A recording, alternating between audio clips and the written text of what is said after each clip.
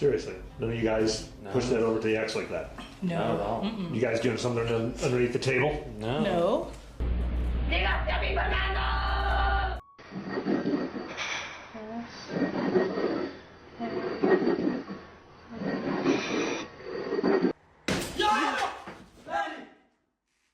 Goodbye. اعمل goodbye. اعمل goodbye.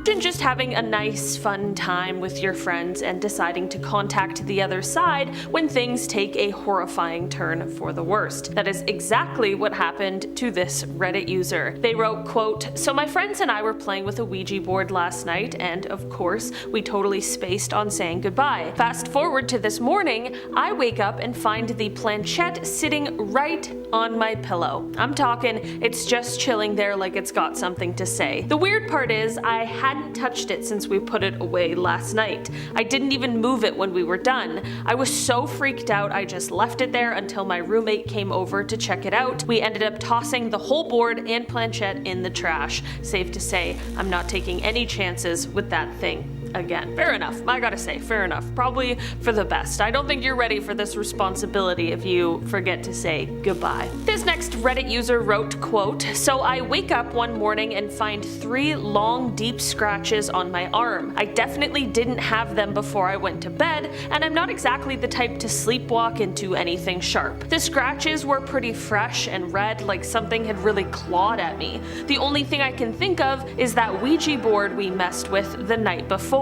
We were so caught up in the whole session, and we didn't even think to close it out properly. I didn't feel anything during the night, but those scratches are making me seriously question if we brought something home with us. I'm keeping an eye out for any more weird stuff and definitely not touching a Ouija board again." Yeah, that's some like Ed and Lorraine level demonology, you know? I don't know. Scratches are like, whew, we gotta get a priest in here. We need a blessing, some holy water, something. Anything, really. Have you ever had a reoccurring nightmare before that you were trying so hard to figure out why it kept happening? What is my subconscious trying to tell me, so that you can eventually find a way to stop it? This Reddit user definitely experienced a little something like that. They wrote, quote, "So ever since we messed around with that Ouija board, I've been having this freaky recurring nightmare. It's always the same. I'm running through these never-ending dark corridors, and there's this shadowy figure chasing me the whole time. I wake up every morning screaming and drenched in sweat. It's like I'm stuck in a horror movie every night. I didn't really think much of it at first, but when it kept happening night after night, I started connecting the dots. It all started right after our Ouija board session. I'm seriously considering getting some sage, or maybe even having a professional cleanse the place, because this is just too much." Yeah, that's why I don't like dreams. Dreams, nightmares, I don't know, man. I just want some peace when I go to sleep. Let me know your thoughts and feelings about dreams/nightmares. Do you like them? Do you hate them? So my friends and I decided to get a little spooky one night and used a Ouija board in my basement. Things were going pretty chill until we got this seriously creepy message. Just as we were about to wrap things up, my buddy starts making fun of the whole thing, saying he didn't believe any of it. Out of nowhere, the board starts spelling out, "Close the door." We thought it was a joke, so we laughed it off and, just went on. Big mistake. A few minutes later, when we tried to leave, our basement door was totally jammed. Like, wouldn't budge at all. We ended up having to use a crowbar and spent a whole hour wrestling with it to get it open. It was like the door was fighting back. After that, none of us have even thought about touching a Ouija board again. Nope, never again. I don't know, maybe that's just a lesson in, don't roast demons? This Reddit user was in for a terrifying time after a spooky Ouija board session when an unsettling figure appeared at the foot of their bed, leading to a series of eerie disturbances that haunted their nights. They wrote, quote, "So me and my friends had this epic Ouija board session one night, and of course, we forgot to say goodbye. Huge rookie mistake. That night, I wake up in the middle of the night to see this dark, shadowy figure standing right at the foot of my bed. No face, just this creepy, faceless silhouette. I was totally paralyzed with fear. Finally, I managed to reach over and flick on the light, and poof, it was gone. But here's the real kicker. Ever since that night, my house has felt super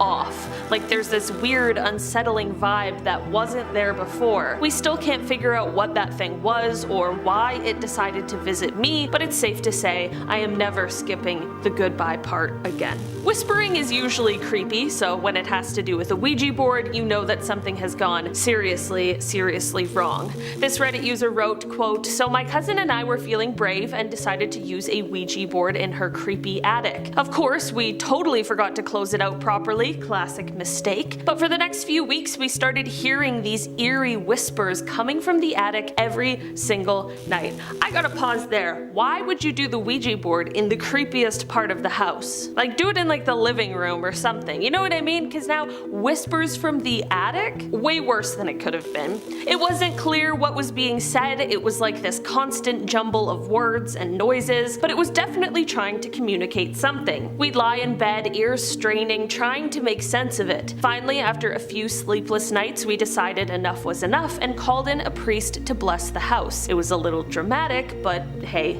the whispers stopped right after, so we figured it worked. Never doing that again. Honestly, I don't think that there's any move that's too dramatic when you're hearing whispers in the attic, alright? You gotta call the police, the priest.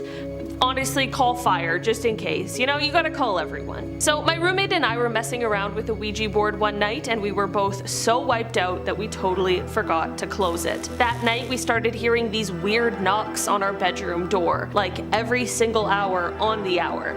It was freaky and relentless. At first we thought it was just the house settling or something, but it kept happening. The knocks were so persistent we couldn't get any sleep. Finally, after a sleepless night, we realized that we'd messed up with the board. We got up, did the whole closing out thing and said our goodbyes, and the knocks stopped immediately. It was like a switch had been flipped. We learned the hard way that if you don't properly close out, things might just come knocking. Literally. Sometimes it's not about when an item gets misplaced. Sometimes it's more about where that item is found. This Reddit user wrote, "So my buddies and I were messing around with a Ouija board one evening, and of course, we completely forgot to close it out. Fast forward a few days and I noticed that a coin I always kept in my pocket was just gone. I searched everywhere, but it was like it just vanished into thin air. Then out of nowhere, a week later, I find the coin sitting on my dresser. That's not even the worst part. With it, there was a little note that said, 'Thanks for the company.' I was totally freaked out. No idea how it got there or who left it, but let's just say that I am never skipping the goodbye again. That coin and its creepy note are now tucked away in a drawer, and I'm definitely not messing with a Ouija board anytime soon." Oh, keeping the note is so scary. I feel like I just throw it all in the fire, burn it all, out of sight, out of mind, you know? We had this sleepover and decided to break out the Ouija board, but we ended up forgetting to say goodbye. That was obviously a big mistake, and my life has been hell ever since. The next morning, my friend found her creepy porcelain doll had been moved from one side of the room to the other. Like, it was nowhere near where she'd left it. She was convinced it was the board's fault, and honestly, I didn't argue. Ever since then, that doll's been acting all kinds of weird. It looks like it moves on its own when no one's around. We've tried to ignore it, but it's got this unsettling vibe that makes us way too nervous to even touch it. We're all pretty much avoiding that room altogether now. Well, looks like they created the new Annabelle, so that's great for all of us. I love that. Maybe we'll get another franchise. So my friends and I were messing around with a Ouija board one night and totally forgot to say goodbye. A few days later, this weird cold spot showed up in my living room. No joke, it was freezing cold. Like somebody had left a window open in the middle of winter, but the rest of the house was perfectly warm. It stayed there for days, no matter what we did to warm it up. We were all getting super creeped out, so we finally decided to get rid of the board, thinking that that might help. As soon as we threw it out, the cold spot vanished. It was like it never existed. We didn't waste any time and made sure to do a full house cleanse. Definitely learned our lesson. Never forget to say goodbye again. Starting off this list in our number 10 spot, we have Zozo. Would this be a list of Ouija board demons without Zozo? Zozo seems to have not been around for very long, but he is powerful, and in fact, as we talk about him, he only gains strength. Zozo is a demon who, if summoned during a Ouija board experience, even if you close everything properly and say goodbye as you should, you'll still be able to feel his presence lingering around for quite some time afterward. Many people have recounted their stories with Zozo, and while he is a demon, he acts like a poltergeist and has attempted to harm people, or at the very least has been known to throw furniture and other possessions around. These are only a few of the reasons why, if you find that you've summoned Zozo, it's imperative you close the Ouija board properly and then also probably burn it after too, just to be safe, you know? In our number 9 spot today we have the Donovan family. In the early 1970s, famous paranormal investigators Ed and Lorraine Warren were called to the home of the Donovan family, and when they arrived they found them all terrified. They witnessed loud pounding and other inhuman noises coming from inside of the walls. The wallpaper was peeling and the water was running red. The Warrens began their investigation, and this included asking them questions to try and find out if there was a source of the haunting, such as a recently passed away family member or some kind of new secondhand item. Through this questioning, it was revealed that one member of the family had used a Ouija board and ended up contacting someone who had died in the neighborhood 10 years earlier. The Warrens knew it was time for them to call a priest because they believed that the entity that had been reached through the Ouija board was actually a demon just posing as the person who had passed away. Following an exorcism, it is said that things in the home slowly returned to normal, but the events stayed with the entire family. One member who witnessed the hauntings and the exorcism said, quote, "I nor anyone else in my family have ever before witnessed anything so weird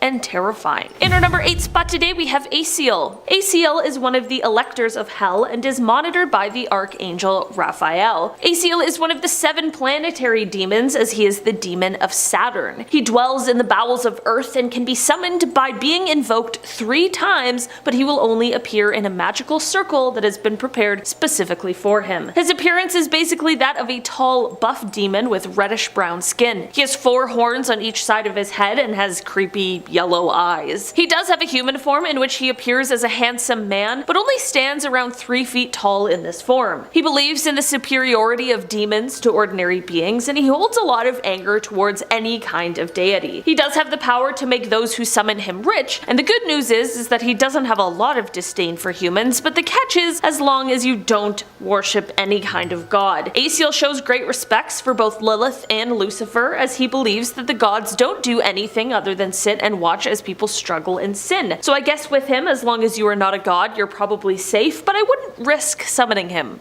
just in case. In our number 7 spot today we have Naki. The Naki is a demonic jinn that originated in Estonian, Finnish, and Swedish mythology. She sometimes appears as a floating tree trunk, a large black horse, a hound, a silvery fish, a beautiful woman, or an ugly fisherman. With all these shapes and forms, it's no wonder people say that they aren't really sure what she actually looks like. She lives in the water, and she waits until some unsuspecting person catches their reflection in it, and that is when she strikes, pulling them into the waters below. It is said that her favorite places to make her home are in under bridges that cross rivers, docks, or piers, or in murky pools and wells. The good thing is that there are ways to ward off her evil, and that is by either reciting a magical spell 3 times before entering the water, wearing a charm made of iron, or by keeping a knife near you in the water. I think that last one is probably the least ideal of all of the options if you have the choice though. In our number 6 spot today we have Beelzebub. Beelzebub is a former seraph who turned into a high-ranking demon. He is one of the princes of hell and also oversees the Order of the Fly. He, Satan, and Lucifer form the triarchy of hell, which makes him one of the supreme monarchs of the underworld. As a seraphim, he was under the archangel Gabriel, but he was one of the very first angels to fall. Beelzebub is often confused with Satan, and while the two names can technically be interchanged, they are 2 separate entities, and in some writings, they even disagree. Beelzebub is associated with pride and gluttony, and he has also been held responsible for demonic possessions throughout the years. Unfortunately, flies are a very important thing for him, as it is said that he can take the form of flies. Now, his main job is to rule over the fallen angels, as well as all the demons that are originally from hell. In our number 5 spot today, we have Lilith. Lilith is a demon goddess who appears a lot in mythology. Her dark origin origins start in Sumerian and Babylonian demonology, and she is the picture of a beautiful maiden with a very dark spirit. Legend says once she chose a lover, she would never let him go and would give nothing in return. Some people believe that Lilith was actually the first wife of Adam, and that the two were created equal, but Adam didn't like that she wasn't obedient to him, so he abandoned her, and this is when God made Eve. This is what is rumored to have turned Lilith into a snake, which then tempted Eve into the apple. After Adam and Eve were then banished from the Garden of Eden, Lilith turned into a demon goddess and vowed to get her revenge on all men. In our number 4 spot today, we have the Jorogumo. This creature, according to lore, is said to be a yokai that is half woman, half spider. She has the ability to appear as a beautiful human in order to lure unsuspecting men so that she can devour them like a black widow. Legend has it that one day a young samurai encountered an alluringly gorgeous woman on the streets. Many people would have been fooled by her appearance, but the samurai was not so naive. He saw through the disguise and immediately drew his sword, but he was only able to injure her before she was able to scurry away. He followed the trail of scarlet that was left by her blood, and it led him to an old abandoned house. When he peered inside, he saw dozens of bodies that were bound in spider silk. In our number 3 spot today, we have the demonic animal. One more story from the Warrens. This one came straight from Ed himself. He told this story when he was trying to set an example of how things of the occult and the supernatural certainly are not for amateurs or for the faint of heart. He used this story of a girl who was playing with a Ouija board. You know, how all good supernatural stories start. She asked for proof of a spirit presence and she got a lot more than she bargained for. Ed Warren said, quote, "She got this proof with 2 days and 2 nights of hell. Apparently it started off with a manifestation of sort of an animal form walking on her bed. This then turned physical, and whatever this entity was left her with bruises. It is said that thankfully the mother in the home saw what was happening and she took action. She not only prayed by the girl's bedside, but she also sprinkled holy water. There was a 2-day vigil in which everyone tried to rid the girl of this demonic presence that she had summoned, and thankfully it worked." In our number 2 spot today, we have Tukolshi. This creature originated in South Africa and it appears in Zulu mythology. It is said that this creature is quite short, but very frightening. What it lacks in height, it makes up for in a vertical better than Michael Jordan in his prime. Legend has it that this creature likes to jump on people's chests at night while they are sleeping so that it can steal their breath away. Aside from the whole jumping thing, it is said that this creature is also quite fast, and one kind of random fact is that it apparently loves curdled milk, which is disgusting. So while he's stealing your breath, I guess you just have to sit there smelling his hot curdled milk breath. 0 out of 10. Would not recommend. There is a way to protect yourself against him, and that is by putting your bed on high bricks. This is because if the bed is raised too high, then this malevolent being won't be able to just jump up on your chest to complete its breath-stealing work. And finally, in our number 1 spot today, we have Hades. Hades is the king of the underworld and the god of the dead, and I'm not sure if it gets any darker than that. It was believed that just by speaking his name, he would have the power to bring you to the underworld, so people tried to avoid his name like it was Voldemort. Hades was sure to never let any souls that entered the underworld escape, and he would punish anyone who tried, or anyone who tried to save someone in the underworld. One of the darkest myths in reference to him is the time he kidnapped Persephone. He opened up the earth where she was picking flowers and kept her in the underworld. Persephone's mother Demeter was of course really unhappy about this and did everything that she could to get her back. Hades finally agreed to let her go, but of course there's always a twist with these guys. He gave her a pomegranate seed as a parting gift, which she ate. Little did she know, if you eat food from the underworld, it binds you to it, so now she is bound to Hades, and basically the story just ends off with her being allowed to live a few months of the year on Earth, but the rest of the time she was stuck in the underworld. So yeah, Hades is just out there kidnapping people, which is super uncool. Don't summon him with a Ouija board. Unless you want to get kidnapped. At number 10 is King Pamion. Pamion, a crowned king of spirits, is a regal figure atop a camel and heralded by your call through the dance of the Ouija board's planchette. Now if your board is speaking gibberish, it may be because this demon speaks only in tongue and will only speak the practitioner's native language when commanded to. But you might not want to actually speak to this guy, as Pamion and his associated demons are obedient companions of Lucifer and always demand a sacrifice, an offering to appease the accompanying kings who serve beneath his dominion. Yet with any encounter with the supernatural, you must tread carefully. Pamion's power is matched only by his complexity. Whispers suggest that he was once a dominion, while others debate his cherubic origins. You know, the cherub? No, not those little babies with wings, but the biblically accurate angel with 5 heads, 4 wings, and covered in eyes? Well, Pamion was said to once be one of those types of angels before he got buddied up with Lucy. Texts like the Gotia and the Liber Officium Spirituum, sorry if I butchered that, reveal Pamion's insight into science, treasures, and even Earth's elements, while the Livre de Espirits adds truth answering and world affairs to that list of abilities you may gain access to, assuming your sacrifice is worthy. He can also grant power and positions, future sight, spirit summoning, and even temporary reanimation, which is probably why they say not to play with the Ouija board in cemeteries. But before you pull out your Ouija board and start summoning, if you're enjoying this video so far, subscribing to Most Amazing and ringing that notification bell. At number 9 is Zozo. For all of you who don't know, Zozo is the most famous demon associated with the Ouija board. You see, Zozo isn't your typical run-of-the-mill demon. In fact, some sources claim that he exhibits poltergeist-like behavior, throwing around furniture and whatnot. But here's the kicker. The effects linger long after the Ouija board session ends, whether you properly close the session or not. The chilling presence of Zozo can haunt you for years. It's like having an uninvited guest that just won't leave, no matter how many times you ask it to. That if you find yourself face to face with this malevolent force, it's crucial, actually imperative, that you shut down the Ouija board right away, and to be doubly safe, why not consider giving that board a fiery farewell? Yeah, that's right, burn it! The Z to the O to the Z to the O movement on the planchen is your cue to bid adieu and consign that board to the flame. Now, allegedly, the more we talk about him, the stronger he becomes, so let's move on to the next demon, shall we? At number 8 is President Boer.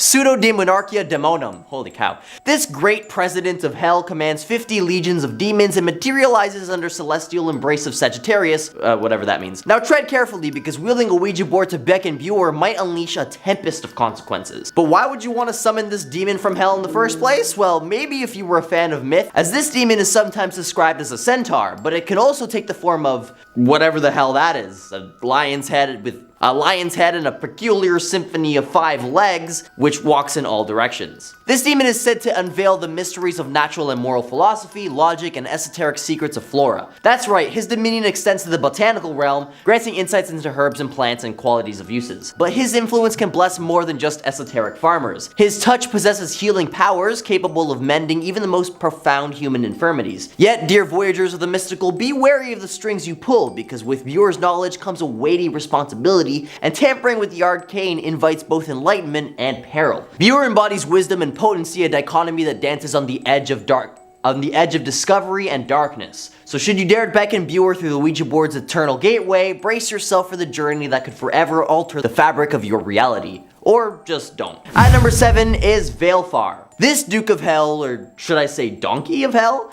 While Veilfar might promise you the world, or at least a bag of swag, you're essentially opening a door to forces that might not be all that interested in keeping their end of the bargain. He's the Duke of Hell after all, and that comes with legions of otherworldly troublemakers, so not really the kind of RSVP you'd want. So before you whip out the old Ouija board and decide to give Veilfar a call, just remember that there are risks and consequences involved. Perhaps it's best to stick to the realm of curiosity and exploration rather than diving headfirst into the unknown. But if you are going to call him, it's noted that he's a manager of a rather unique department in hell. You see, he's in charge of cultivating good relationships among, wait for it, thieves! Yeah, you heard me right. Veilfar is the ultimate matchmaker for those looking to dabble in the art of larceny. He's like the Cupid of the criminal underworld, except instead of arrows, he wields temptation. Legend has it that Veilfar has a knack for tempting individuals into a life of theft. He's got a charming allure, a sort of devilishly enticing charisma that convinces people to snatch a little something here and there. But it doesn't grant you immunity to being caught, and has been known to put people in risky situations. At number 6 is Gamgin. According to certain texts, Gamgin takes the form of a small horse rather than a peculiar initial appearance for a demon. Gamgin's duties and abilities are quite intriguing. While the Lesser Key of Solomon primarily attributes his responsibilities to teaching liberal arts and providing the accounts of souls that died in sin, describes Gamgin as a marquis who possesses the power to summon the souls of those who drown in the airy bodies. These souls are compelled to answer questions, painting a picture of a sort of supernatural interrogation conducted by this demon. Interestingly, it's said that Gamgin can also work his mysteries on magic souls dwelling in purgatory, allowing them to communicate with the living.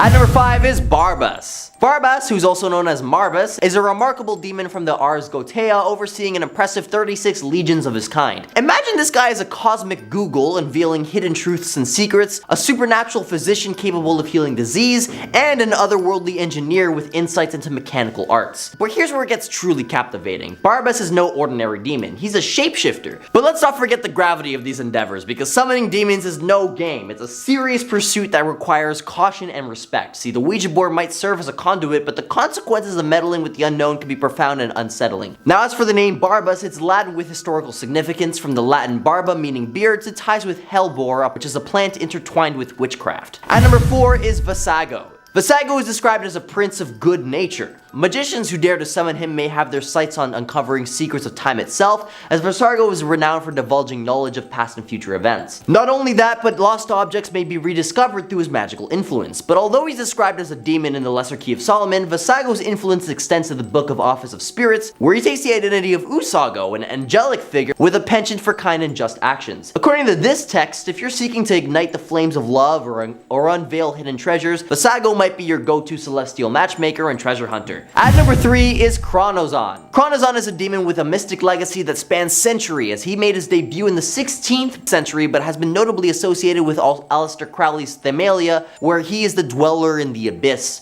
the last barrier to enlightenment. Thelemites believe that confronting Chronozon annihilates the ego, a ticket to deeper understanding. Not sure I'd want to achieve enlightenment with the help of a demon, but I digress. Now, Chronozon isn't your typical demon. He's the demon of dispersion, embodying chaos within the abyss. Crowley's own words, the abyss is a swirling vortex of formlessness, a playground for Chronozon's shenanigans, where meaningless forms pop up and assert their individuality before getting blown away like sand in the wind. Thus, depictions of the demon lean towards some formless, shape-shifting thing, and according to Crowley, summoning it, even while contained within its boundaries, threw sand on top of the triangle to breach it, and then proceeded to attack Nuremberg in the form of a naked savage, forcing him to drive it back with a poking stick? Okay, moral of the story, don't summon this demon unless you've got magic circles or sharp objects, apparently.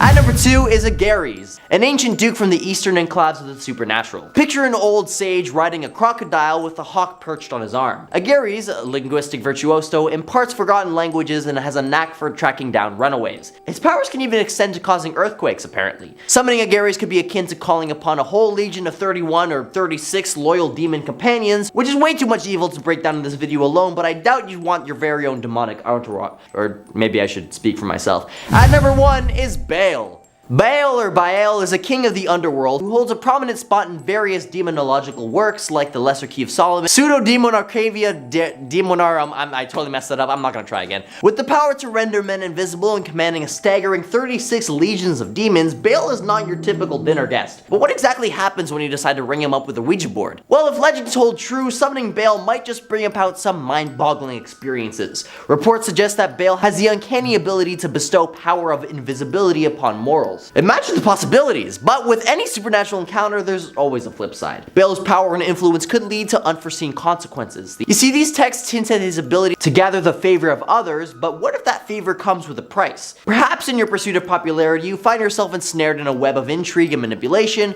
unable to escape its supernatural grip. Or, you could lose your soul. Now let's address the elephant, or should I say the multi-headed cat-toad man in the room. If Baal were to manifest in your midst, the sheer sight of him alone could leave you questioning the very fabric of reality, or your sanity.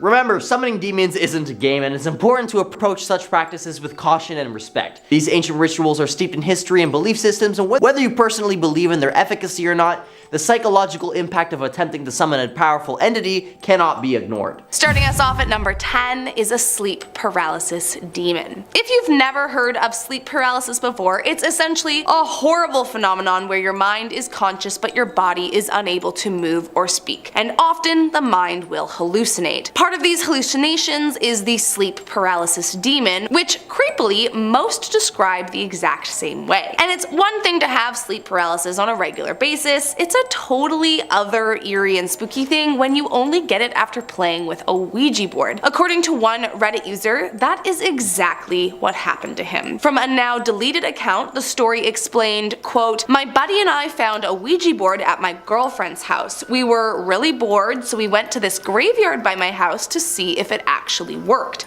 As suspected, nothing happened. We brought the board back to my house and didn't think anything of it. The next day, strange things began happening. Out of nowhere, my friend started having sleep paralysis every time he spent the night at my house, despite never having it before. The first time he saw a tall woman with long black hair standing in the corner of a room facing the wall. The next time he was asleep on the couch and he saw the same woman standing at my open door looking directly into my room. I mean, could it be a coincidence? Maybe. But still, if it were me, that Ouija board would be taken away as far as possible. Coming in at number 9 is a man-faced dog. It's one thing when you use a board and start seeing things, but to me it seems like a whole other ordeal when someone else uses one and other people around them start noticing strange things. I guess I just mean that if you are expecting to see something weird, the chances are you'll start to find the strange in the ordinary around you. But when you weren't involved in the session, or better yet had no idea it happened, then seeing inexplicable things just hits different. For example, one Redditor from a now deleted account posted saying, quote, "My brother's friend played with one at his house and all hell broke loose. Their family would see pennies and marbles being thrown down the hallway. One day his mom was doing yard work and saw a dog, and when she called the dog, she said that it suddenly had an old man's face. Things got so awful that they had to call a priest to do an emergency exorcism. To this day, they still see black shadow figures follow them around." I mean, there are many things I would like to go my whole life without seeing, and a shape-shifting man-faced dog is definitely one of them. Next up at number 8, levitating. Even if you tend to lean toward a believer's side, I think it's safe to say that there are some things that can be explained away. Objects flying across the room could be due to a gust of wind from an open window. Lights flickering could be faulty wiring. Strange noises could be creaks or cracks in the floorboards, and so on. But if there's one thing I would have a hard time explaining away, it would be witnessing something or someone free floating in the air. Well, as it so happens, one anonymous Reddit user said that when they were in the 10th grade, they had an experience just like that shook them to the core. According to them, quote, "In the 10th grade at a Halloween party, 4 of us were playing with one. The planchette suddenly lifted straight off of the board and raised all of our hands at least a foot into the air, then dropped. We all jumped out of our chairs and ran away screaming." I mean, I don't blame them. I used to get freaked out if the planchette even moved, so I have no idea what I would do if it levitated off the ground. Just another reason to stay away from these terrifying boards. Coming in at number 7, a possessed cat. According to those who practice magic, there are lots of different precautions that can and should be taken before you begin a session with a Ouija board. But the problem is that Ouija boards have been popularized so much so that anyone can get their hands on one. Like, I've literally seen them for sale in a Walmart before. Obviously, most preteens don't know these rules, and so when they get their hands on one to play a goofy game, things get weird. According to one story I found on Reddit, they explain what happened to them when they were young. Quote, "I was 13 years old and staying at a friend's house overnight. She had somehow managed to sneak a Ouija board past her super religious mom, and after her parents went to bed, we used it. We asked the board some typical 13-year-old girl questions, nothing happened, and we went to bed. But that night, her mom's new kitten started acting weird. He was wailing and running head first into walls. We woke up to it sitting in the middle of the kitchen, twitching and staring off into space. That week they took it to the vet, who said the kitten had a neurological problem and had to have it put down immediately. To this day, my friend and I are convinced that the kitten was possessed. I mean, I know there isn't a test that can be taken to check if the kitty really was possessed, but is it not suspicious that it only started acting like that after the Ouija board?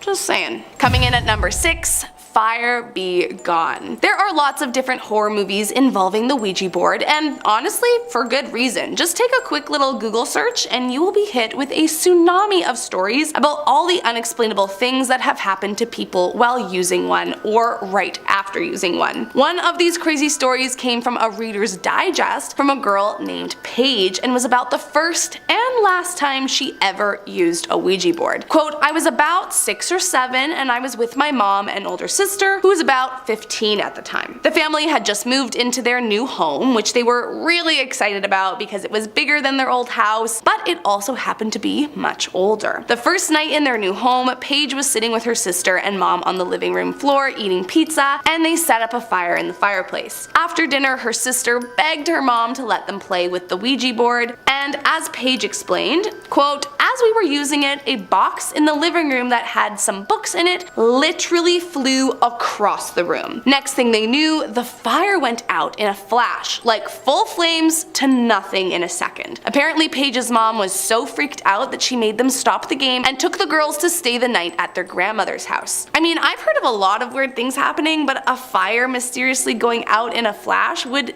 definitely send chills down my spine, and it for sure seems like it had something to do with the board. Coming in at number 5, a creepy computer. It makes sense that as we progress as humans via technology, that the demons of other dimensions progress with us. For example, have you ever heard of the girl who claims that she was being texted by a demon that was possessing her? Well, at first it could sound a little woohoo. I mean, it kind of makes sense. It's a different world out there than it was hundreds of years ago, and so if they want to try and freak us out, they have to adjust to our new way of life. One of these creepy text stories was posted online by someone named Abby, who said she was in her room one night after playing with a Ouija board earlier that day. But as she was getting ready for bed, her computer screen turned on completely by itself, changing from black to blue. Quote, I thought it was strange, but just turned off the computer and went to bed. But again, only moments later the computer turned back on again, all by itself. Abby began to feel anxious, so she decided to just unplug it completely for peace of mind. Not 30 seconds goes by before the unplugged computer starts up again. I mean, if there's an explanation behind that, please tell me, because as far as I understand, that shouldn't be possible. Terrified that some kind of entity had been released into the realm via her Ouija games earlier that day, Abby buried her board in the backyard and never touched it again. Coming in at number 4, Ouija made me do it. So there are lots of wild stories out there surrounding the elusive Ouija board, but the ones I always find the most terrifying are the people who claim they themselves were possessed by an entity through the board and were driven to extreme or even illegal measures. Whether you prescribe to these kinds of stories or not, Paul Carroll claims that a Ouija board ruined his entire life. As he tells it, he decided to use a Ouija board Christmas Eve of 2014 in an attempt to contact the dead, which apparently worked. Carol claims that through the session an evil spirit possessed his family dog Molly, and so he felt he was left with no choice but to take her life. While trying to dispose of the mutilated canine body, he was caught and arrested. But the story doesn't stop there. Just 1 week after his guilty plea, Paul's wife and daughter also decided to use the family board. Apparently this time they were told that they were going to die, and shockingly, the following day both of them took an overdose of prescription drugs and set the house on fire. To everyone's surprise, the women ended up surviving the ordeal but were both jailed for arson, claiming, just as Paul had, that the Ouija board made them do it. Coming in at number 3, an evil doll. Now, it wouldn't be a creepy list without a haunted evil doll, now would it? One doll meets Ouija board story in particular was posted to a Reddit thread that asked about scary paranormal encounters, and user Jake Nichols told the story about when he and his cousins used a Ouija board at their home when they were younger. Like any good Ouija session, they picked the creepiest room in any house to use, the basement. But before they began, they decided it would be a good idea to remove the large, creepy porcelain doll, so they took it to another room and placed it face down. Once the ball got rolling, the board started listing a string of numbers that Jake's cousin immediately recognized as his social security number, which no one else at the table knew. I mean, I have to admit, that is pretty specific and would definitely freak me out. But it was nothing compared to what happened next. When the group asked the spirit to prove itself, it promptly spelt the word DOLL At this point, the whole table is covered in goosebumps, and then they realize that they have to go and check on the doll in the other room. To their horror, when they opened the door, the large doll was standing upright in the middle of the room, staring right at them, almost as if it had been waiting for them to check up on it. Naturally, they burned the board and no one in the family ever dared to play again. I just hope they also got rid of the doll. Coming in at number 2, an evil demon. It's one thing to accidentally contact a spooky or taunting spirit, but according to one post I found online by an anonymous user, they accidentally let in a dangerous spirit that not only tortured them, but actually assaulted them on more than one occasion. Quote, "It started out with that feeling like you're being watched, and doors closing, and footsteps on the hardwood when you're home alone, and progressed slowly into being kept awake by something shaking the bed or pulling off your covers. Sometimes even whispering your name. The board would disappear for days on end, then show up in places you never would have put it. I became obsessed with it. Then there was a black mass in the corner of the room, or the silhouette of a man watching you from the doorway. After that, it escalated quickly. I had my hair pulled, fingers pricked, scratched, choked, held down in bed, while this thing whispered in my ear what could have only been Latin. We had our house blessed, and the bad thing hasn't shown back up. Just the normal occurrences now. But I will never again play with one of those boards. Believe me, I would not either if that happened to me. And last up today on our number 1 spot, Carol Sue Elvaker. One of the scariest stories surrounding a Ouija board was the tragedy of Carol Sue Elvaker, a woman with no prior criminal record and no history of mental health problems, seemingly out of nowhere, took the life of her son-in-law in February of 2001. According to Elvaker's story, she had used a Ouija board which she claims sent her a message from the beyond. Now, I wasn't able to find exactly what she was using the Ouija board for in the first place, but either way, what she heard in her session changed her life forever. The message essentially told her that her daughter's husband was possessed by an evil spirit and that he had to be taken down. So one night in February, Elvaker stabbed her son-in-law Brian Roach in his sleep and then continued on attempting to take the life of the rest of her daughter's family by bundling them up in her car and trying to get into a car crash. I should also mention her daughter was charged for accessory to the crime, as she hid the knife and then seemed to aid in getting her family into the car. Thankfully, no one else in the family was killed, but after the instigated car crash, Elvaker broke both her ankles and stripped naked before making a run for it into the woods. During her trial for the ordeal, she claimed that God had spoken to her through the board to kill Brian, and essentially had no remorse. Unsurprisingly, this did not hold up in court, and so Carol Sue Elvaker was deemed criminally insane and sent to live in an institution. And we're starting off this list with the doll. Ouija boards and dolls. Not a good combo, and if the story is true, it makes that even more clear. A Reddit user named Jake Nichols recounted a story of a time his cousin and his friends decided to give a Ouija board a spin. Now, they had this porcelain doll sitting in the next room over, face down on the bed. At one point during the session, they made contact with something, and it listed off Jake's cousin's social security number, which apparently nobody in the room knew except for him. Then the board spelled out the word doll. They rushed to the next room, and when they opened the door, there was the doll, only now it was standing upright in the middle of the room. The group ended up burning the board after that.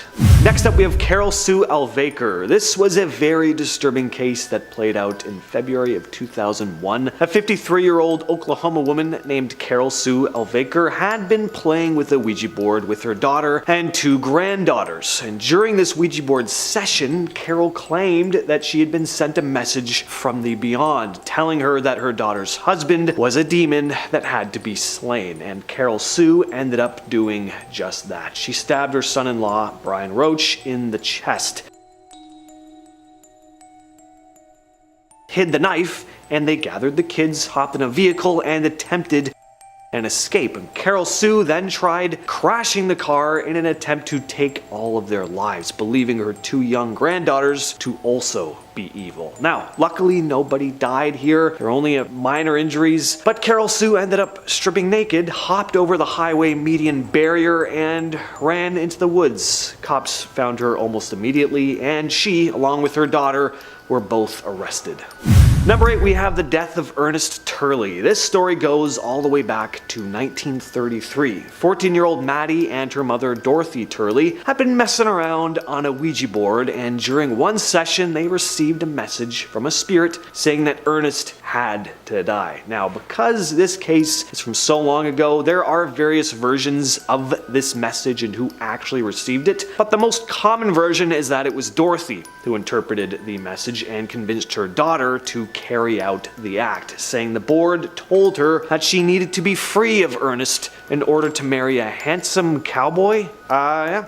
Sounds like something a spirit from another realm would request of some woman they have no connection with whatsoever. I don't know who you are. I'm a ghost in a completely different plane of existence. But you know what, lady? I think you need a handsome cowboy in your life. That's what I've crossed over into this world in order to tell you. There are also claims that Dorothy had started using the Ouija board regularly after the family had moved into an isolated cabin in the mountains of Arizona, consulting it and then making odd demands based on the supposed messages she received. Anyway, this all culminated with her daughter, Maddie, shooting her unsuspecting father to death because, according to Dorothy, the board could not be denied.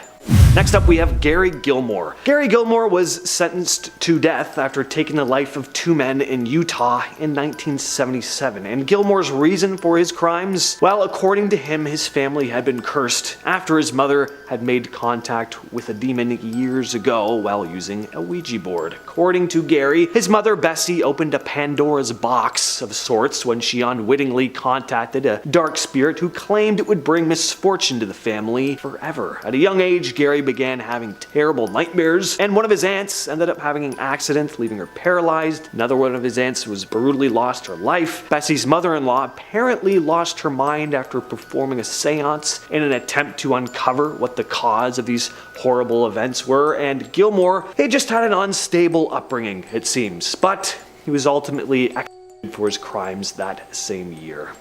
Number 6, the Carol family. Okay, folks, cover your ears for this one if you don't like bad stuff happening to dogs. And if you do like bad stuff happening to dogs, I don't want to know you. So in this horrible case, which happened in England in 2014, on Christmas Eve, mind you, Merry Christmas, a lad named Paul Carroll was playing with the Ouija board when he apparently received a message from the beyond telling him that his dog, oh geez, had been possessed by a demon. So he drowned his demonic dog before dismembering it and hiding it in a drain. Sorry guys, I warned you. And it didn't end there. Don't worry though, no animal cruelty for this next part. So Paul was awaiting sentencing, and his wife Margaret thought it would be a great idea to use the board again. So she and her daughter did just that, and this time the board told them that they were going to die the next day. So Margaret convinced her daughter to join her in downing an overdose of prescription drugs before attempting to set their house on fire. Luckily, they both did live and were sentenced to jail for 4 years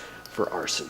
Next up, we have a story I'm just gonna call Cash. This was posted to Reddit by user throwit_amita. It goes like this. My mom and aunt used a board after their dad died. He had remarried, but had told his daughters that he was leaving them a few things in his will, including some money. His second wife was the executor and was saying he hadn't left them money, etc., etc. Anyway, Mom and her sister thought it was possible the money wasn't left to them after all, like second wife said. But my aunt was really strapped for cash, and they felt like it was also possible second wife was withholding info and money. You think? They apparently managed to get their dad via the Ouija board and asked him whether he had left the money in his will. It spelt out a 3-letter acronym for a bank and then a series of numbers. Turns out he did have a bank account with money in it intended for his daughters. The account matched the bank acronym and account number. This one spooked me because the details were a surprise to Mom and my aunt. I don't know how they could have gotten that info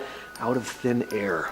At number 4, we have the love triangle. It's really less of a love triangle and more of a love mess. But anyway, this case took place in 1930 in Buffalo, New York. A 66-year-old woman named Nancy Bowen wanted to know who took the life of her son. So she enlisted the help of her friend Leela Jimerson and a Ouija board. They asked the board who the culprit was, and the board spelled out, "She did it," accompanied by an address. Nancy Brown made her way to the address, and when the woman Clotilde Marchand answered the door, she was met with a hammer to the cranium before having a chloroform-soaked rag shoved into her mouth. Now, the reason as to why this happened has nothing to do with a demonic spirit, really. As it turned out, Nancy Brown's friend, Leela, who helped her with the Ouija board session, had been having an affair with Clotilda's husband, Henry Marchand, and wanted his pesky wife out of the way so she could have him all to herself. She had forced the planchette to spell out Marchand's address. Henry was a real a-hole though, claiming in court that he had too many lovers to count before going on to marry the 18-year-old niece of his now deceased wife. Classy stuff. Number 3, David. In the summer of 1987 in Orlando, Florida, two friends, Anthony Allen Hall and Daniel Paul Bowen, along with their girlfriends Bunny Dixon, great stripper name, and Elizabeth Rebecca Town, had made contact with a spirit of a young boy named David through a Ouija board. According to them, David cast a demonic spell on the group and outlined a plan for them to steal a car and some cash in order to fund their trip to Virginia, where they would join the circus. Perfectly reasonable. So the group did just that. They didn't make it to the circus though. Elizabeth and Bunny Dixon posed as hitchhikers as their boys Anthony and Daniel hid in the bushes. A car pulled over, at which point the two men popped out of hiding, threatening the driver with a gun. He was bound and thrown in the trunk. They got a whopping $120 off him. Daniel ended up taking the owner's life before the group was apprehended. He got the death penalty. And at second place we have the cemetery. Cemeteries and Ouija boards. Again, two things that do not mix unless you want something creepy to happen, and I imagine if you're using a Ouija board, you do. So I guess they do mix in a way. Anyway, his story was posted to Reddit by user Spartan0618, and I really hope it's true because it's a great campfire kind of tale. The user wrote the following: "We were in a cabin in the woods, several hundred yards away, an old cemetery laid almost out of sight. Had it not been for the little outdoor excursion I had taken the morning before, I wouldn't have known it was there. The only two people who knew it was there were my cousin and me. Late in the day, we pulled out an old Ouija board from a closet. We messed around for a while. Then one of our friends decided to ask for its name. It started with an A, then they asked how it died. I can't remember that part, but then they asked what year it died and where it was buried. It said something along the lines of, in the year 18-something, I died in a fire. My body is located in a cemetery down the road. My cousin and I froze. We gave each other a long stare. We told our friends about the cemetery and we went to explore it. Sure enough, there was a grave with his info on it."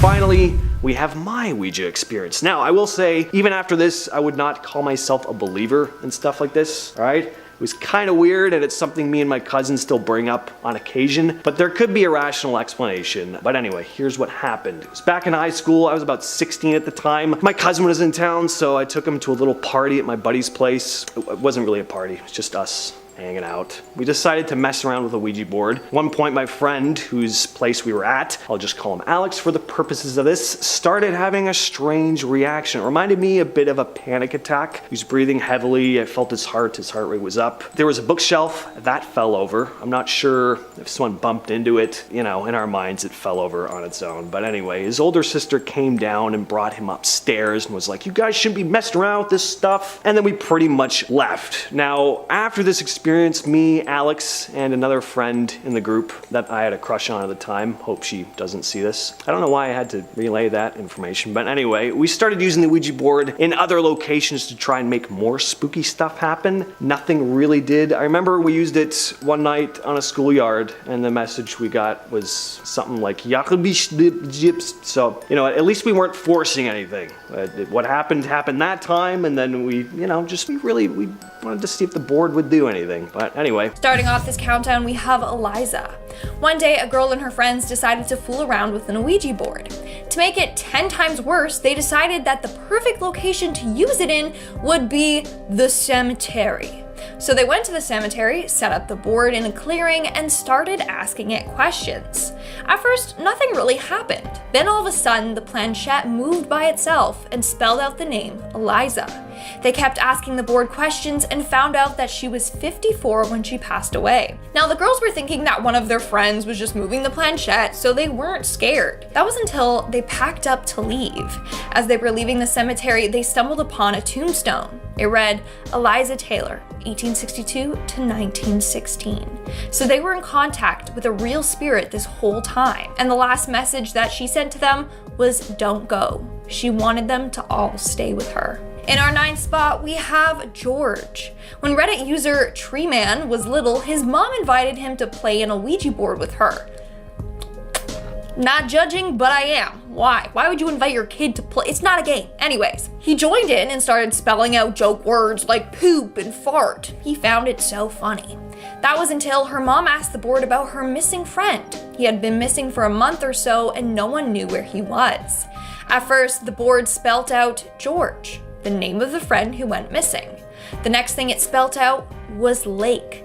About 2 weeks later, they found George's body. He had been hit by a car while on a bridge and his body fell into the lake below. The Ouija board literally solved this man's disappearance. In our 8th spot today, we have the creepy doll. So a couple of years ago, the narrator, his cousins, dad, and best friend were all using an Ouija board in their basement.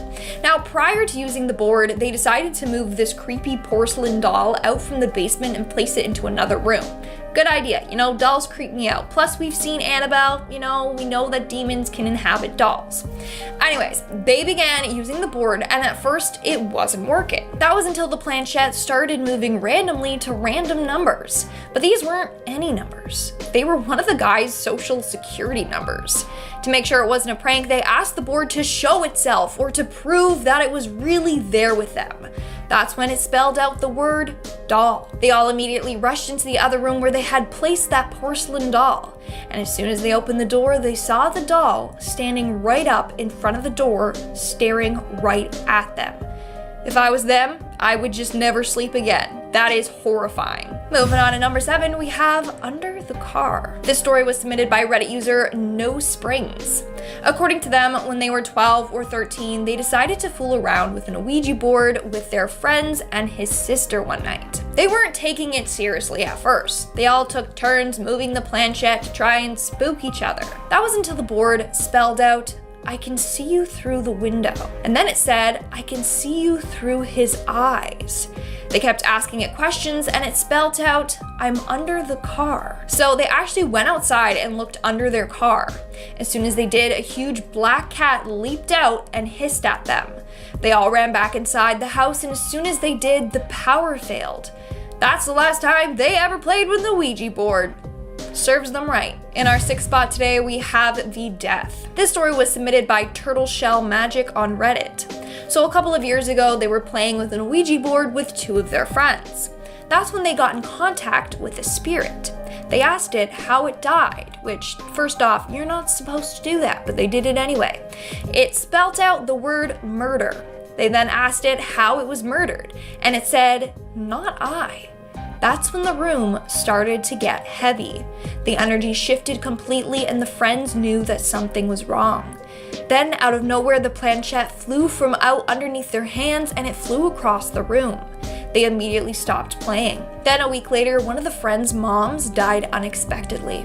Another one of the friends' mom was hospitalized, and the narrator's mom had an emergency hysterectomy. They believe that whoever they summoned that night came after their moms and murdered the one mother. We are now at our 5th and halfway mark with Roger. Back in the 90s, Reddit user Ouija1993 had some girls in his 9th grade class say that they've been playing with an Ouija board. They told him that they've been in contact with a spirit named Roger. So he decided to join them after school one time to see if they were being serious or if it was cap. At first, he wasn't buying it and thought the girls were just moving the planchette by themselves. So he decided to ask the board a question that only he should have known the answer to. He had just gotten his grade back from a science test, so he asked the board what his mark was, and the board got it right. So he believed that it was real and they continued on playing with the board. That was until the board kept calling one of the girls the B word, like it really hated her, but it seemed to have a liking towards him. Eventually, they learned that Roger had been stabbed to death. After that night, the guy decided to go home and look for any murders in the area involving a man named Roger. And sure enough, he found the spirit that they had been talking to. His name was Roger Stevenson, a 35-year-old man who was stabbed to death during a robbery gone wrong. His attacker's name was Sam. Remember that girl that Roger didn't like and kept calling a bitch? Well, her name was Sam. Coming in at number 4, we have the Entity. Like I said, you don't want to play with Ouija boards. You run the risk of unleashing some evil entity or demon, which is exactly what happened to this next user. So they were using the board all by themselves, and they didn't say goodbye to it properly. After that, they kept feeling as if something was watching them.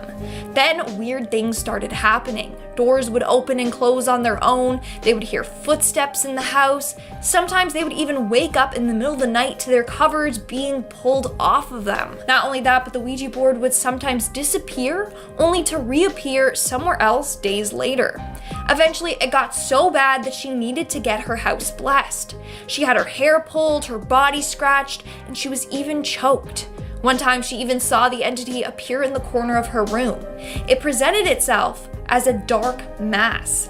Needless to say, this is a great example as to why you don't mess with the paranormal. Coming in at number 3, we have the instructions. In 1983, Bunny Dixon, her boyfriend Anthony Hall, and another couple were fooling around with the Ouija board when it gave them a very specific set of instructions.